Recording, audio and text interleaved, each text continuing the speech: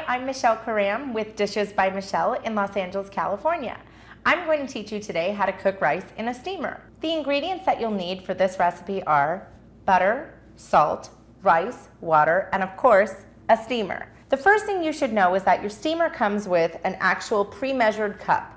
This cup is super important when you have your steamer because the measurements that you fill in here go along with the lines that are inside of your steamer.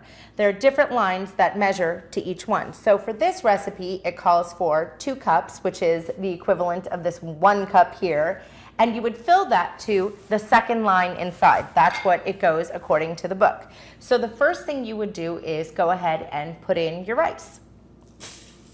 Let's go ahead and put in our butter. And I'm going to put in about a tablespoon of salt. Since we're not using any sort of chicken broth or anything like that, which you very well certainly could use for your rice, I'm just happen to be using water today. So I'm going to go ahead and put in about a tablespoon of salt. So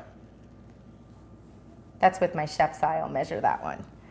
And then what we're going to do is we're going to go ahead and fill up to the second line inside of our steamer this water. So I'm going to go ahead and pour that in and fill it right up to the second line. And look at that, it's perfect. Next thing we're going to do is we're going to go ahead and push our button down and push the cook button. There are 2 different buttons. There's the cook button and the warm button on your rice steamer. If you leave it, once it's finished cooking, it'll pop right back up to the warm, and that will just keep this rice warm until you're ready to eat it. So what I'm going to do now is simple as apple pie. You're just going to go ahead and close it up, and you'll look at it again once the clicker clicks up to warm, and it'll be all done. I'm Michelle Karam, and this was How to Cook Rice in a Steamer. Thanks for watching.